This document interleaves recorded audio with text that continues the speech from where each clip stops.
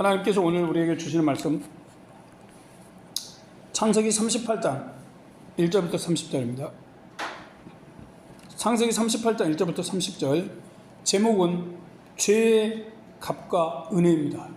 죄의 값과 은혜. 죄값과 은혜라는 거죠. 죄의 값과 은혜. 제프리 다머는 미국 역사상 가장 악명 높은 연쇄 살인범 중 한 명입니다. 그는 미국민들에게 큰 충격을 주었어요. 그러나 체포된 후 감옥에서 전혀 다른 삶으로 나아가게 됩니다. 감옥에서 복음을 접한 연쇄 살인범은 그는 죄에 대해 깊은 회개를 하게 되었습니다. 연쇄 살인범이 회개를 한 것이죠. 다머는 깊이 반성하며 하나님의 용서와 은혜를 구하였습니다.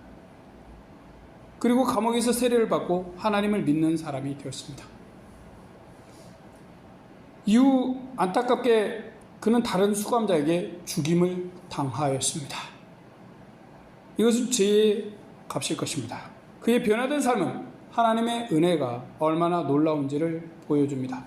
물론 인간적으로 연쇄 살인범이라 참 끔찍하죠. 그러나 우리 하나님은 어떤 죄인이라도 진실한 회개를 할 때 용서와 구원의 은혜를 베풀어 주십니다. 본문의 유다는 요셉을 판 후 하나님을 믿지 않는 가나안 여인과 결혼을 합니다. 이런 그의 죄들로 인해 죄값으로 아들들이 죽고 아내가 죽습니다. 더욱 창녀를 찾다가 며느리와 간음까지 하는 심각한 죄를 범합니다. 그런 유다는 며느리의 행동의 의미를 알고 서서히 자신의 잘못과 죄를 깨닫고 회개에 이르는 것입니다. 하나님은 이런 유다와 며느리와의 사이에 자녀 둘을 허락하시는 은혜를 베푸십니다. 이 시간 죄의 값과 은혜라는 제목으로 말씀을 생각해 보겠습니다. 사람이 죄를 지으면 그 죄의 값을 지불하게 됩니다. 그러기에 우리는 죄를 피해야 하지요. 하지만 혹 죄를 지었을지라도 절망만 하지 마십시오. 하나님께 용서를 구하고 죄에서 완전히 돌이키면 하나님은 은혜도 주시는 분이십니다. 사람의 죄값과 그런 죄인에게 베푸신 하나님의 은혜를 생각해보는 시간이 되길 바랍니다. 본문에서 모세는 갑자기 유다를 등장시킵니다. 모세는 동생을 팔아 이익을 남긴 데 앞장선 유다가 어떤 삶을 사는지 이스라엘에게 보여주고자 한 것 같습니다. 유다는 자신의 이익을 위해 친동생도 파는 일을 서슴지 않았습니다. 그의 죄는 무서운 심판을 받아도 할 말이 없지요. 하지만 하나님은 심판하지 않으십니다. 죄를 무조건 지나가시는 것이 아니죠. 하나님은 그를 향한 크신 섭리를 준비하십니다. 유다는 요셉을 판 이후 시간이 지나 가나안 사람 수의 딸을 아내로 맞이하였습니다. 동생을 팔아 돈을 번 후 자신은 결혼하고 있습니다. 그것도 하나님이 싫어하시는 이방 여인과 혼인을 했어요. 그는 하나님과 하나님의 말씀을 전혀 생각하지 않고 있습니다. 가나안 여인과의 사이에서 엘과 오난과 셀라라는 세 아들을 얻었습니다. 하지만 유다는 이 세상에서 행복하지 못했습니다. 시간이 지나면서 아들 둘이 죽기 때문입니다. 유다의 아들들은 아버지 유다의 죄값으로 죽은 것 같습니다. 그는 요셉을 판 것도 부족해 하나님을 모르는 이방 여인을 만났지요. 그래서일까요? 유다의 아들들은 그의 아내처럼 하나님을 모르는 악한 자들이었습니다. 당시 가나안 사람들처럼 우상을 찾고 죄를 짓는 것을 전혀 두려워하지 않았죠. 이방 여인이 낳아준 유다의 장자 엘이 다말이라는 여성과 결혼을 했습니다. 엘의 아버지는 형제를 팔아먹는 믿음 없는 사람이었죠. 어머니는 이방 여인입니다. 그러다 보니 자연스럽게 이방의 온갖 악한 행위와 풍습을 따라갔습니다. 그런 그의 악은 하나님의 심판을 부르고 맙니다. 7절입니다. 유다의 장자 엘이 여호와 목전에 악을 행함으로 여호와께서 그를 죽이신지라. 자, 엘은 우상 숭배 등 온갖 죄를 지으면서도 죄책감을 별로 느끼지 못했던 것 같습니다. 또한 성경에서 침묵하는 다른 죄를 범했을 수도 있습니다. 그의 삶과 행위는 도덕적으로 영적으로 타락했습니다. 결국 하나님의 진노를 심판으로 죽임을 당하였습니다. 이렇게 되니 며느리는 과부가 되었습니다. 과부는 혼자 삶을 사는 게 매우 힘듭니다. 이 고대에는 더욱 힘들겠죠. 결혼해야 살 수 있었습니다. 오나는 당시 풍습에 따라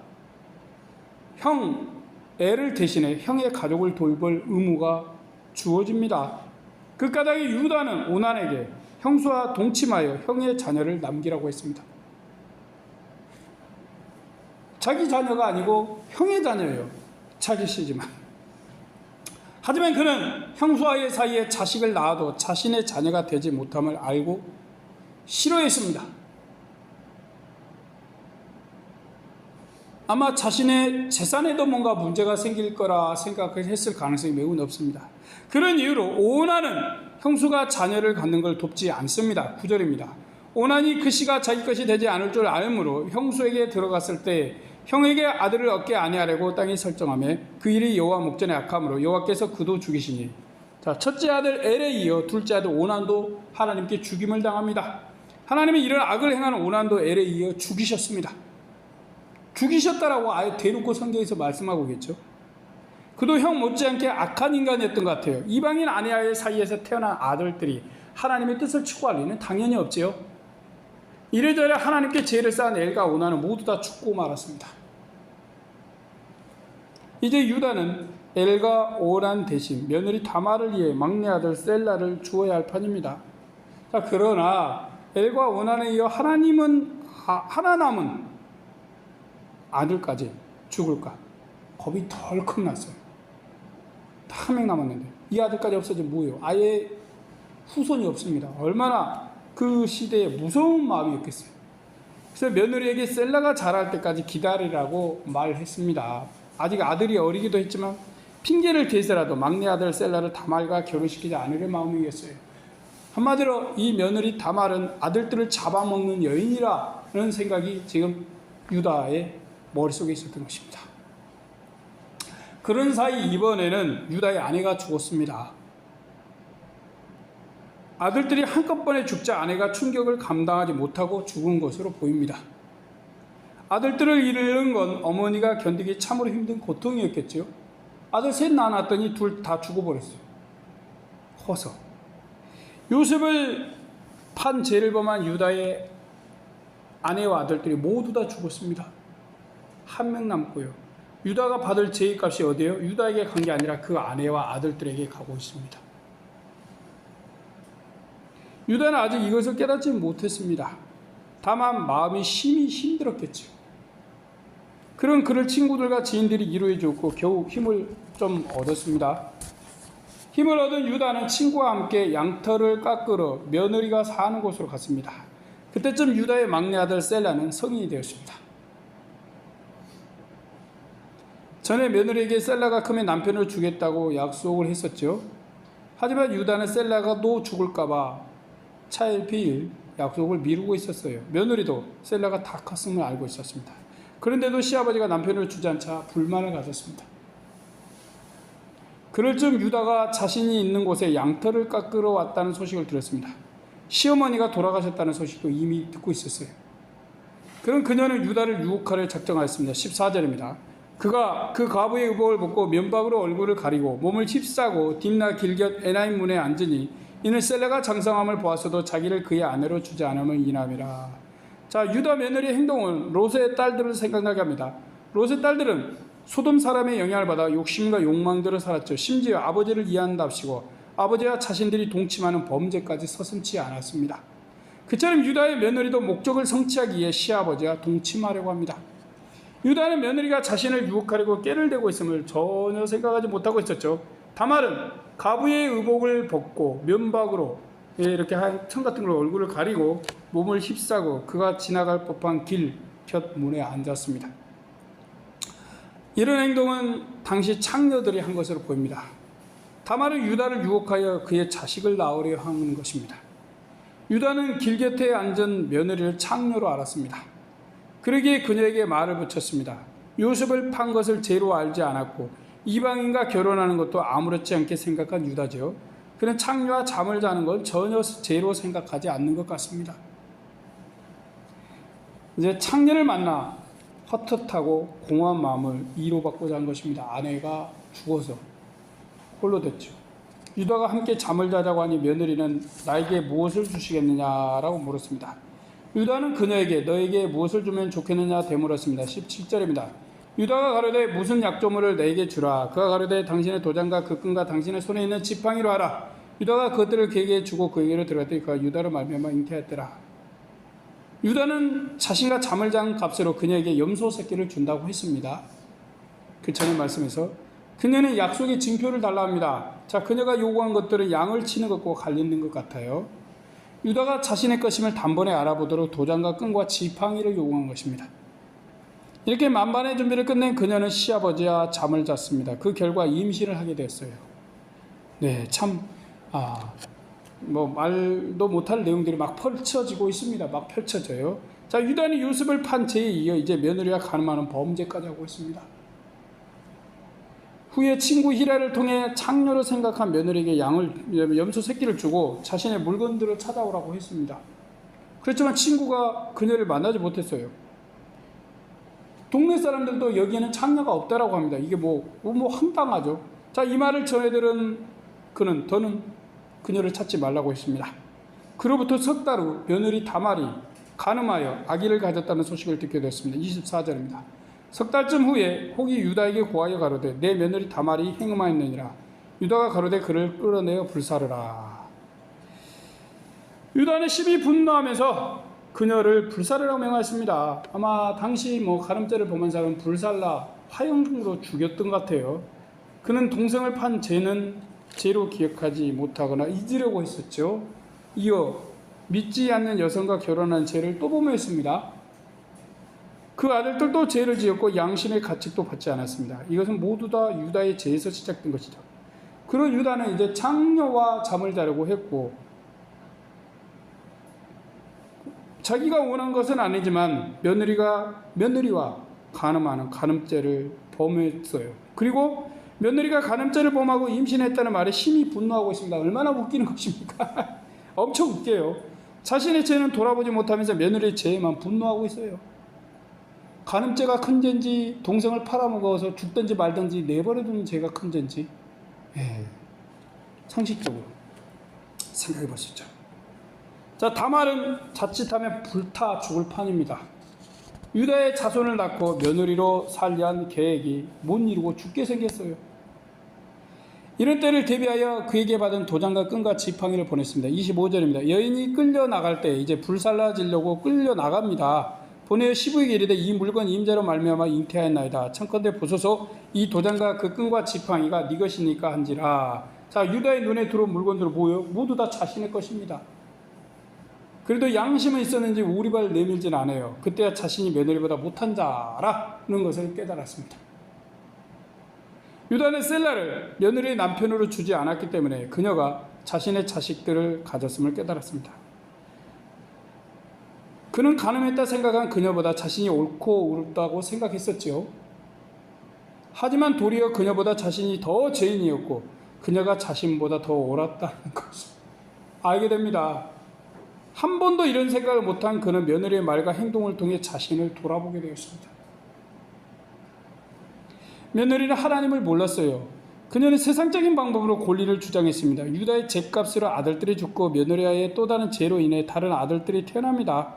그들은 쌍둥이 형제 베레스와 세라입니다. 후에 베레스는 다윗의 조상이 되지요. 베레스로 인해서 죄인 유다는 다윗 왕의 조상이 되고 그리스도의 조상까지 된 것입니다. 유다는 요셉을 파는 죄를 지어 죄의 값을 지불해야 했었습니다. 하지만 하나님은 죄의 값만 물지 않으셨습니다. 유다가 죄를 회개하고 자신의 잘못을 인정하자 용서의 은혜도 주셨습니다. 요셉을 다시 만났을 때 그는 요셉을 팔던 파렴치한 범죄자가 아니었습니다. 자신의 잘못과 죄와 책임을 인정할 줄 아는 하나님의 사람이었습니다. 죄를 지으면 죄의 값도 물지만 하나님의 은혜도 넘치는 것입니다. 그래서 유다는 유다 지파 그리고 다윗 왕의 조상이 됩니다.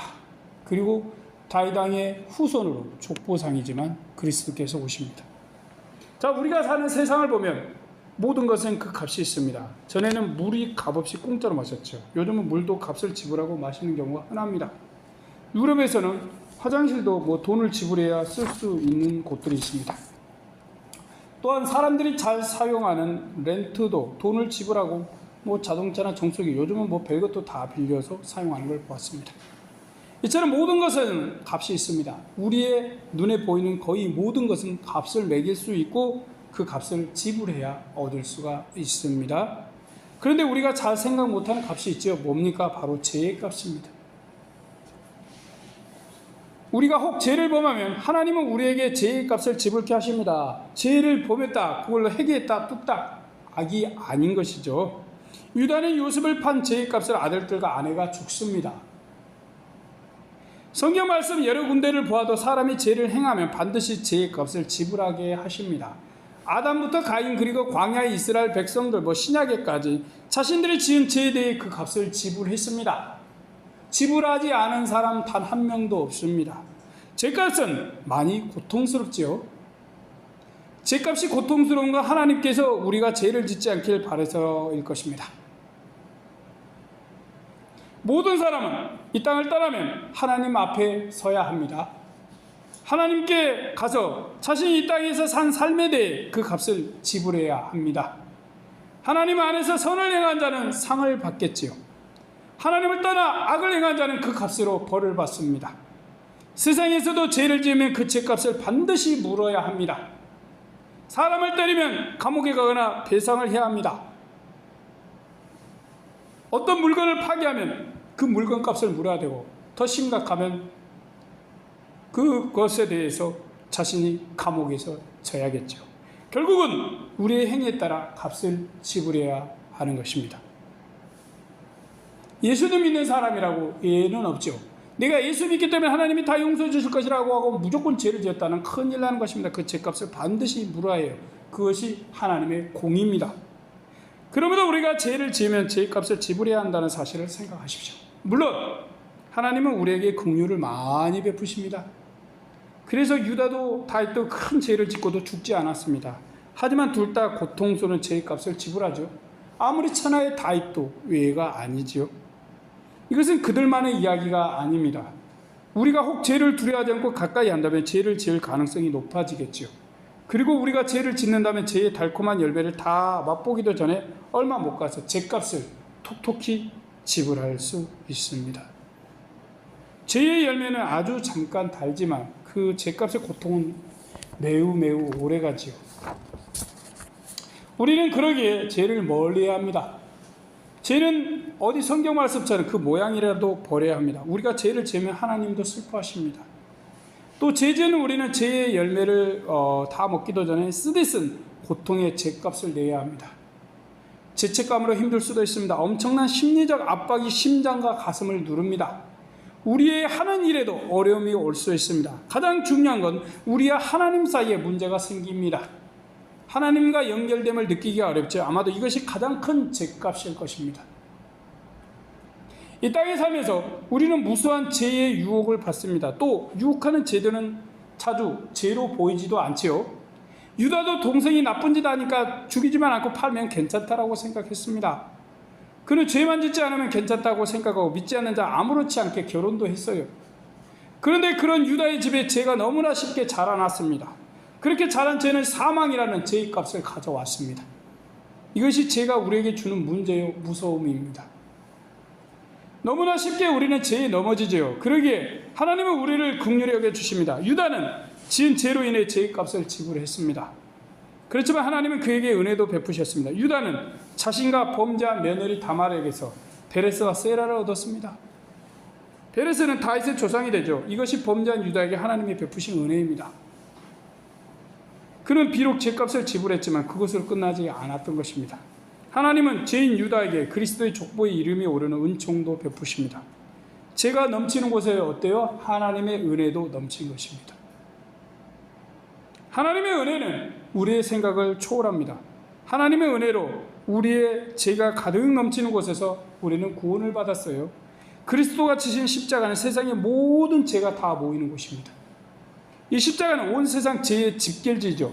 미국의 한 남성은 젊은 시절 마약 중독에 빠져 가족과 친구들을 잃었습니다. 또한 반복적인 범죄로 인해 감옥에도 갇혔습니다. 그는 자신은 더는 회복할 수 없다는 절망으로 가득했어요. 그때 성경 공부 프로그램에 참석하게 되었습니다. 거기서 하나님의 사랑과 용서에 대해 들었습니다. 처음에는 자신의 죄가 너무 크다고 생각하여 회의적이었죠. 그렇지만 성경 속 유다의 이야기를 통해 자신의 죄를 다시 보게 되었습니다. 유다도 큰 죄를 저질러 죄값을 지불했지요. 그리고 하나님의 은혜로 죄를 용서받고 변화가 되었습니다. 그는 자신도 이런 은혜를 받을 수 있음을 유다의 이야기를 통해서 믿게 되었습니다. 그래서 하나님께 회개하고 용서를 구했습니다. 이후 알코올 중독자들을 돕는 상담자가 되어 알코올 중독 상담자가 되어 하나님의 은혜와 용서를 전하는 삶을 살게 되었습니다. 우리가 지은 죄를 보면서 이런 죄도 용서해 주시는가 하고 생각할 수 있습니다. 그러나 하나님이 유다가 요셉을 판 것도 근친 상간의 죄를 범한 것도 용서해 주셨습니다. 그걸 적극적으로 범하라는 게 아니에요. 그랬다간 뭐라 표현 못합니다. 자, 다윗이 충신 우리아를 죽게 하고 그의 아내 밧세바가 간음한 것도 하나님은 다윗에게 은혜를 베풀어 주셨습니다. 유다와 다말 사이에선 베레스가 태어났죠. 네, 다윗과 밧세바 사이에는 솔로몬을 주셨습니다. 참 우리 하나님 재밌으십니다. 자, 죄를 지어서 잘했다라고 상을 주신 게 아니에요. 유다는 아내와 아들들 3명이 죽었죠. 가족 3명이. 다윗은 밧세바 사이에 태어난 그 아기, 이름도 없는 아기가 바로 죽었습니다. 그리고 다윗은 엄청 고통당하고 그 뒤에 뭐 이루 말로 할 수 없이 고통당하죠. 그들은 죄에 대해서 아주 톡톡히 매우 쓰라린 고통의 죄값을 지불해야 했습니다. 하나님은 그것으로 끝내지 않으셨지요. 이것이 하나님의 은혜 아닐까요? 비록 그들이 죄를 지었어도 하나님은 은혜도 베풀어 주셨습니다. 우리가 죄를 지으면 죄값을 지불할 수밖에 없습니다. 그 죄값은 때로 감당하기 너무나 힘들지요. 하지만 하나님은 때때로 우리를 긍휼히 여기시고 죄를 용서해 주십니다. 물론 결단코 아픈 죄의 값은 지불해야 합니다. 그래도 하나님은 우리가 철저히 회개할 때 은혜를 베풀어 주십니다. 하나님의 구원과 능력은 끝이 없지요. 우리의 죄가 넘치는 곳에 하나님은 찾아오십니다. 하나님은 우리를 아프게만 아니하시죠. 우리 속에 회개와 참된 변화가 생기면 메맞은 우리를 감싸 주십니다. 하나님의 사랑과 용서로 우리는 죄값의 고통에서 벗어나게 됩니다. 하나님은 이런 우리에게 사랑의 약과 은혜의 파스 밴드를 붙여주십니다. 그래서 우리는 다시 하나님을 노래하고 소망을 가지게 되지요. 이런 하나님이 참 좋습니다. 정말로 우리 하나님은 참 좋으신 분이십니다. 참 좋으신 우리 하나님께 감사와 영광을 돌리는 이들이 되길 바랍니다. 아멘. 기도하겠습니다. 전능하신 하나님 감사합니다. 오늘날 많은 사람들이 죄를 짓고 있습니다. 죄를 지은 자를 옳다라고 하고 있습니다. 예수님께서는 죄를 지은 자를 옳다라고 하지 말라고 하셨습니다. 그런데 죄를 지은 자를 옳다라고 하고 있고 그들을 용납하고 있고 심지어 하나님이 이 땅에 세상의 유지를 위해서 주신 법까지 무시하면서 악을 행하고 있습니다. 그런 자들은 자신들의 죄값을 지지 않을 것이라고 생각하지만 오늘 말씀을 보니까 반드시 죄값을 질 수밖에 없습니다. 하나님 그들이 회개하지 않는다면 아주 센 죄값을 물게 하셔서 고통을 느끼고 회개하고 구원의 길로 갈 수 있게 도와주시옵소서. 전능하신 하나님, 하지만 우리 하나님은 죄값을 무는 것보다 은혜가 더 크시다는 사실을 말씀을 통해서 봅니다. 물론 죄값은 너무 고통스럽습니다. 그래서 할 수 있습니다. 아니, 최대한 노력해서 우리는 죄를 짓지 않겠습니다. 죄를 피하겠습니다. 우리의 이익과 욕심으로 죄가 유혹할지라도 그곳에 넘어가지 않겠습니다. 손을 뻗치지 않겠습니다. 발을 들이지 않겠습니다. 주님 우리를 도우시고 인도하여 주시옵시고 우리가 죄는 멀리하고 사랑과 의에는 재빠르게 발빠르게 손 내밀고 생각하며 나갈 수 있게 주여 도와주시옵시고 이런 우리에게 하나님 은혜를 주시옵시고 평안을 주시옵시고 기쁨과 감사함이 넘쳐나게 도와주시옵소서. 예수님의 이름으로 기도드립니다. 아멘.